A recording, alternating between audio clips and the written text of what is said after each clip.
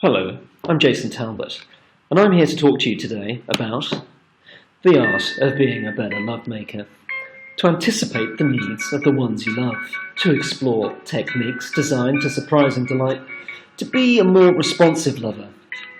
Yes, I'm here to talk about mobile marketing. In 2013, it was reported that only 39% of B2B marketeers had any mobile plan with any of their activity. If you consider the penetration of smartphones in the marketplace out there, this is a staggeringly low statistic. And as much as I'd like to think we've made progress in 2014, I still think we've still got quite a ways to go. Now, I've got sympathy for the average marketing director and agency in that things have become incredibly complicated and technology and techniques have exploded over the last couple of years. So finding the time to gain a perspective and just to have an understanding of where things start to fit in and to get a sense of the big picture again can often be tricky. So I've looked into mobile over the last few months and tried to make sense of it and try to get a better comprehension of where it all fits in. And having looked into this, if I have one piece of advice, it would be don't be blinded by the labels. There are a lot of labels being bandied around at the moment, from content marketing, social marketing, mobile marketing, and the channel and the technologies are sometimes getting in the way of the basic sort of starting point. And for me, that's understanding the demands and the behavior of your customers. And if you start with the customer and understand their behaviors, understand their demands, that can be a much better way of getting a basic sort of principle of how you might want to deploy a channel or a technique, instead of just doing social for social's sake, or just churning out tons of content and pushing it out regardless, or just creating an app or a mobile strategy just because you can, with very little regard with what your customers are actually thinking and doing at the time. If you think about it, we shop differently, we work differently, we even relax differently.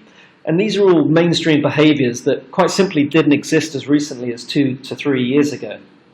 And also, if you consider the difference between mobile, tablets and desktop, there is a fundamental difference.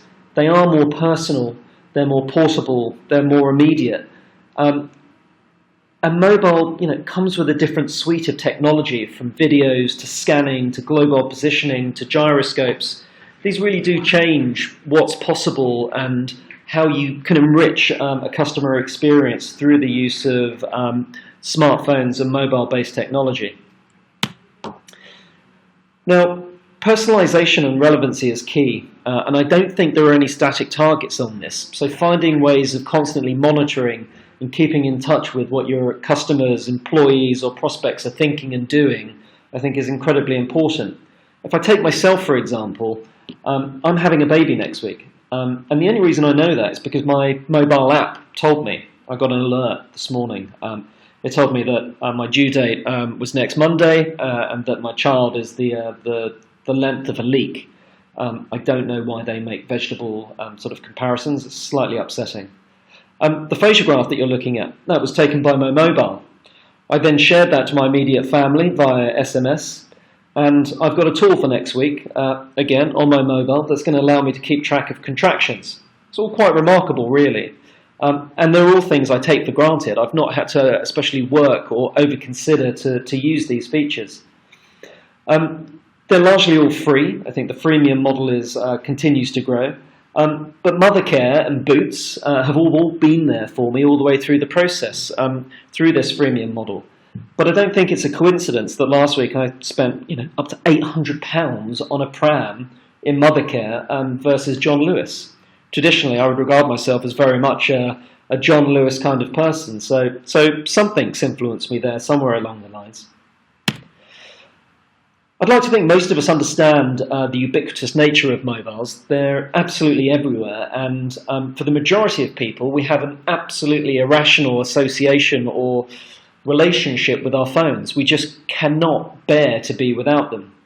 And I was slightly amused when I found a study that was done this year in the US that asked a cross-section of the population whether or not they took their phones to the loo with them. And the report came up with a startling statistic that 40% of people admit to taking their mobile to the toilet with them.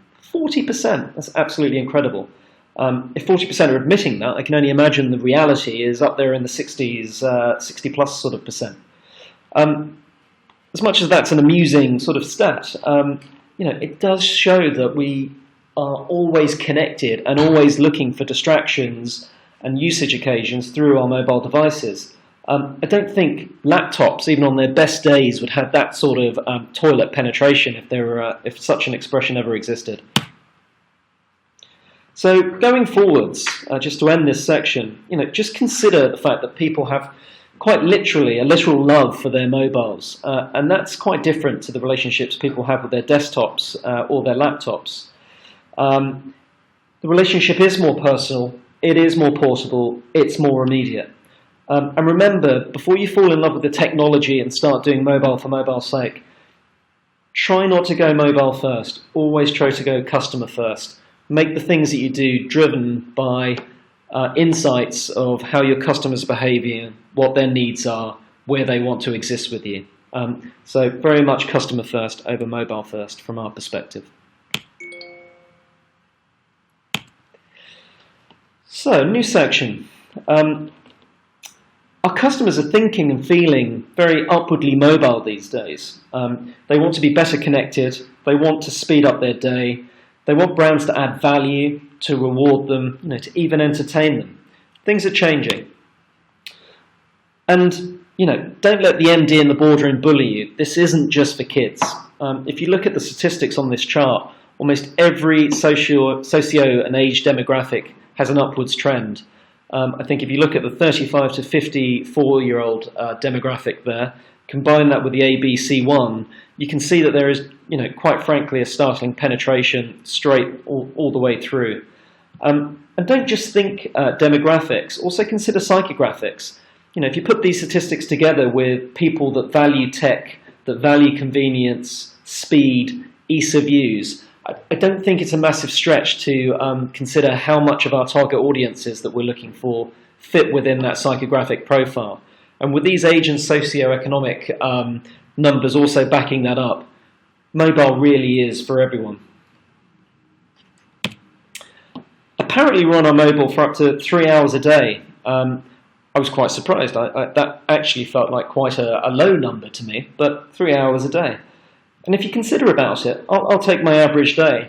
I woke up this morning, I checked my emails, and I checked the weather app to see what the weather was going to be like for that day. On the commute, I plugged into Spotify music through my phone, and then checked in through Facebook. After I got off the train, I checked my Google Maps, and then SMS'd the office. And then I had an event this afternoon. I took some photographs with a camera on the phone, and I was tweeting my experience. Now, almost 9/10 of that exercise took up virtually, zero brain space. I just did it in automatic pilot. Hardwired mainstream behaviors that I almost take for granted. I almost feel as if they've always existed, but they haven't. These are behaviors that I've adopted in the last couple of years. And is this any different for B2B? Well, the answer is no. 9 out of 10 executives are using smartphones on a daily basis, and the penetration of tablets continues to rise. 2 out of 3 executives are using their mobiles in office. Now, this isn't just to receive telephone calls. These are web-based activities that they're using through their mobile devices in the office. They're utilizing the small pockets of downtime they have. They're utilizing business trips. Many of us like distractions these days and are constantly connected on some level. There's this almost concept of a 30-second twitch. If you haven't checked your phone within 30 seconds or 2 minutes, that you might have a meltdown. I think this is a common day behaviour that's becoming all the more common. I want the answer, and I want it now. I want it on the train, I want it in the office, I want the answer at lunch, and according to 40% of the US population, I want it on the loo. This immediacy is key. This is what's driving these behaviours. 7 out of 10 of us admit to looking up products and services immediately. It's about that Google moment. I think we've all done it, where someone's asked a question, the answer isn't immediate, you go straight to phone, on web, you find the answer. These are important trends that if your organization isn't making themselves available, then you're going to start to disappoint. There really is a mobile land rush that's going on, and it's not driven by the brands, it's driven by your customers. They're now interacting on mobile.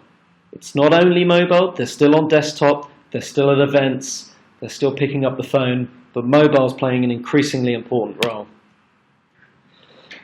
And for many, I understand that this isn't new news. Some are already deriving 20% overall revenue through mobile. Consider Facebook. Others are generating millions through sales through m-commerce, almost every major retailer in the UK. Some are using apps to generate huge customer loyalty, think of the success of O2. And others are even using it as an extension of their product range, think of the Nike Plus range. Now, these are all B2C examples, but consider the mainstream implications.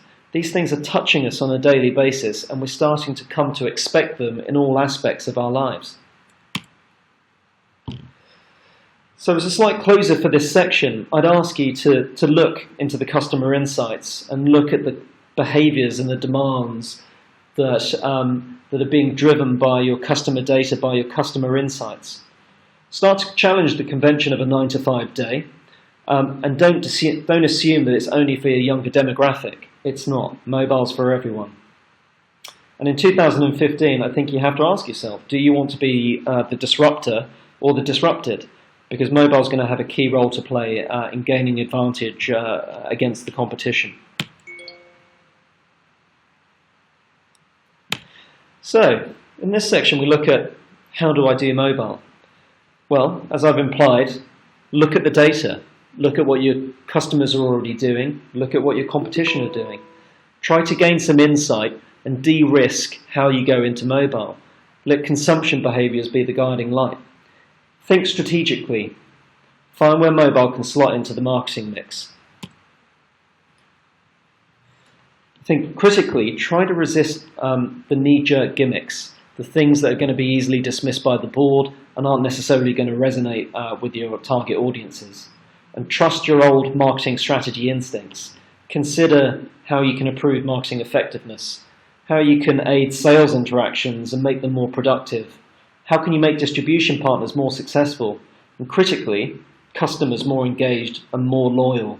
Try and answer the bigger questions. Then pilot, then test, then fail. Fail is okay.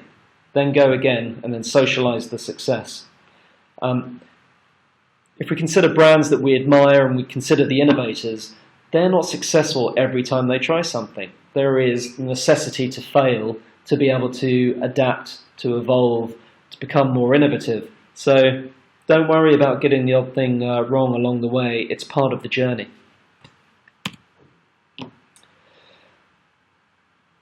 Explore how your customers are interacting with your brand through their mobile devices already. Google Analytics alone can provide some insights on that. Look at your competitive set. How are they interacting with customers like yours, and how are they bringing mobile to bear? Are there any insights or any learnings or any success stories that you can start to deploy for your organization? And then start looking at things like device preferences or apps that are already popular with your customers. Just by looking at device preference alone, you might find that there's a sufficient population of your customer base that are on a single type of operating system or device that can save you the cost of going through iOS or Android or other operating platforms. This can be a good way of being more efficient at testing, betaing and piloting new initiatives. Also try to look at who your early adopters are and who your loyal followers are. Start aligning your marketing with your customers' needs. When it comes to mobile apps and mobile web, there's still a little bit of confusion out there between the difference between the two. It's really not chips or daddy. I think if I were to offer you a piece of advice, it's not either or, but the place to start generally is mobile web. You can't afford to not be available through mobile web and have your digital real estate fit for purpose within a mobile environment. Now, this isn't the same as having your big corporate website that works on desktop and just have it exist in mobile. That's fiddly, that's not meeting customer expectations, and it's not working within the format. The thing to consider is using responsive design or designing fit for purpose so that it works within a mobile context. Also consider mobile search. You need to make yourself available to the general digital population. If you're not, they can't find you, they can't interact with you through one of the most important devices available at the moment. I consider apps as more of a members club. You really have to know who and why you're creating a mobile app up front. There has to be a very clear and immediate benefit. If not, you'll struggle and the likelihood is you'll fail. It needs to have immediacy. And if you do go down that road, take a longer term perspective. Consider ongoing analysis, ongoing updates, ongoing investment. Mobile apps really do require a bit of nurturing and a lot of evolution to continue to make it more responsive and more relevant to the needs of how people are actually interacting with the app. Interesting statistic that I saw this week suggested that over 99% of apps are only opened once. So that battle for relevancy really does rage on. I've got an example from IKEA here, just to show a very basic spread of how to bring your mobile to bear as an organisation. So from left to right, they've made themselves available through the mobile website. They've made themselves available to everyone and anyone that wants to find them through mobile web. For their regular customers, for their repeat purchasers, they have the application. To the right, for those who are more visually orientated and like to scrapbook and to consider up front, they created a really nice visual Instagram social sort of interaction. And then at the bottom there, we have the augmented reality in terms of placing product in situ and seeing whether or not it fits your space, not the sales space. Taking the fear out of the purchase. A really nice little package. Now, this is B2C and it's also retail, but the basic premise of what they've done here can apply to most organisations. So just to wrap this section up, I would ask you to think strategically. Look at the data, try to find the insights, let them be the guiding light. If you haven't already, make sure one of the first things you do in 2015 is think responsive mobile web. Remember, 1 in 4 people will leave you, 3 out of 4 are less likely to engage if they have a bad mobile web experience.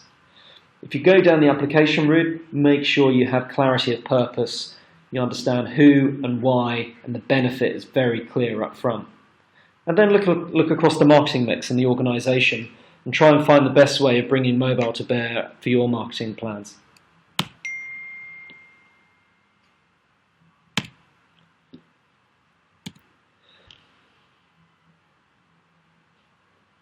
Through 2015, I think there's a good opportunity for most marketeers to bring more of a strategic relationship back to the business. I think there are marketing departments that play a slightly subservient executional role within the organisations, and there are some marketing departments that play more of a central sort of strategic role in driving the organisation forward. So I try to look at business through the prism of mobile to see if there are any opportunities for opening that up. So I've created 3 buckets.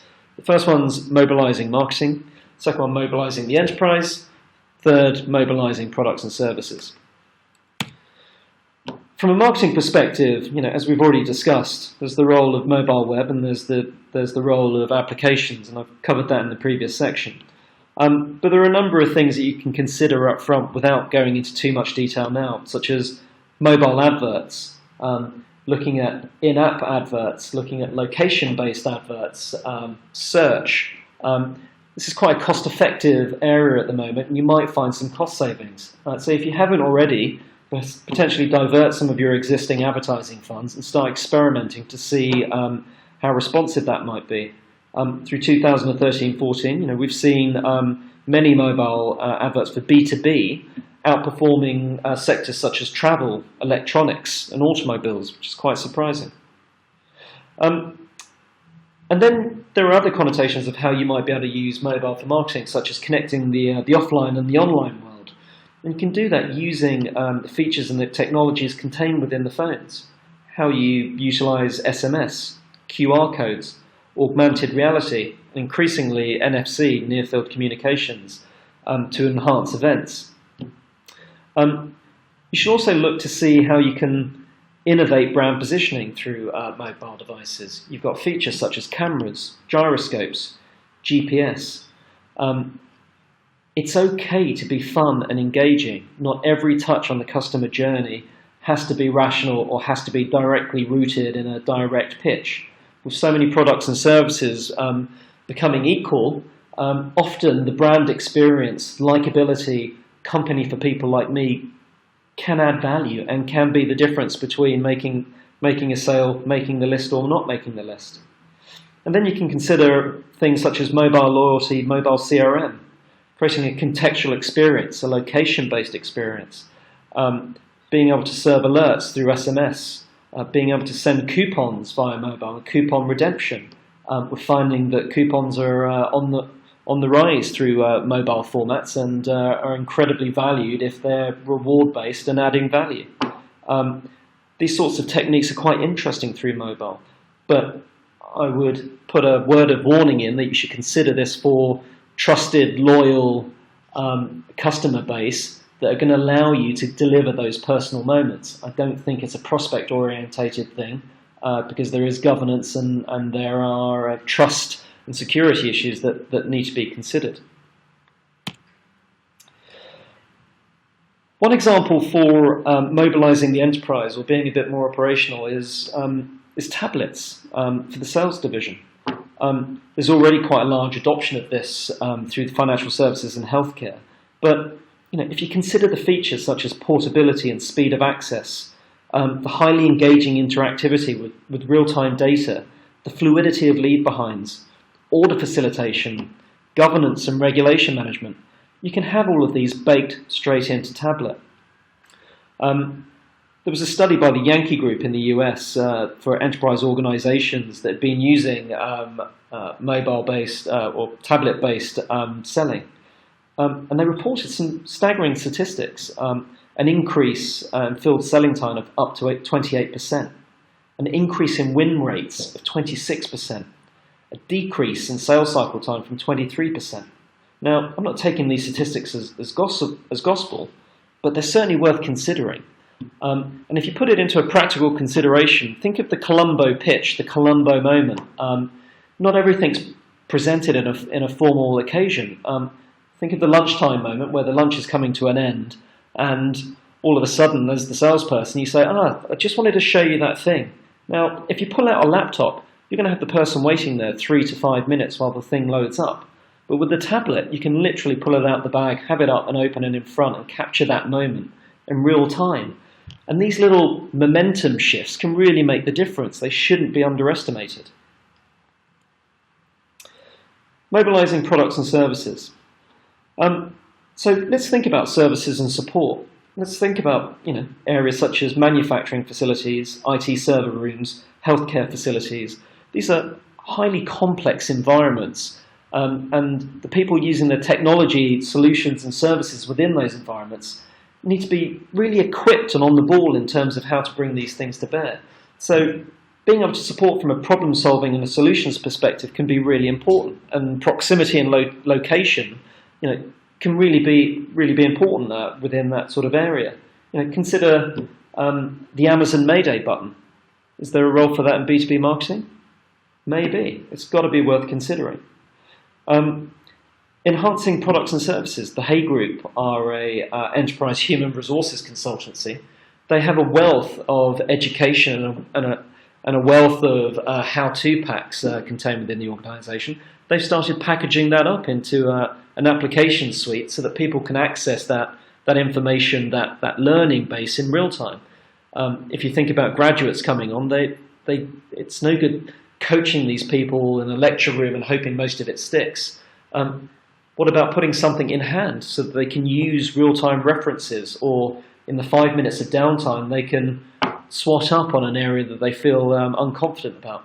It's a really nice application of bringing sort of intelligence and consultancy IP to bear through a new product suite, something that starts to reinvigorate the organisation. I think education and support can really be an interesting area to develop through your organisation. So going forwards, it might be worth considering the broader context, the marketing context, the operational context, the product device context. And I think, again, to sound like a broken record, I think the thing that drives that isn't so much mobile. It's if you start with owning customer insight, owning customer behavior, and being the champion of customer, you can bring that learning to bear through the organisation in more meaningful ways. Mobile's one of a number of ways that might be able to facilitate you doing that. But by no means am I thinking that this is exclusive to mobile. I think it's interesting across the full marketing mix, but maybe mobile's the area that allows you to open the conversation. Last section. What's next for mobile? Well, who knows? Things are changing so quickly. There's still lots of talk of Google Glass, of wearable devices, of healthcare apps going forwards later through 2015. But with Moore's law and photonics, there's the promise of exponential growth and technology change every 9 to 18 months. We're living in a time where a lot of sci-fi based contexts are starting to become reality, from artificial intelligence to thought-controlled robotics. We just need to keep an open mind. We need a planning philosophy that allows us to adapt and to move and to test as and when it's needed. So, without dwelling too much on the navel-gazing of what precisely might come out, I would just ask you to keep an open mind.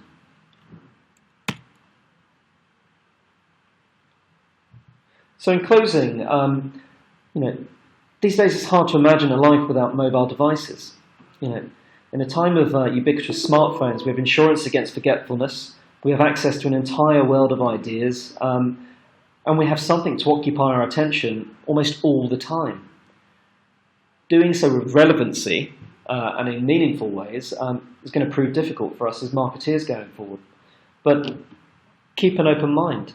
Try and keep the customer up front. Keep the person that you love up front, and you may have some success through 2015 onwards. I wish you the best of luck with that.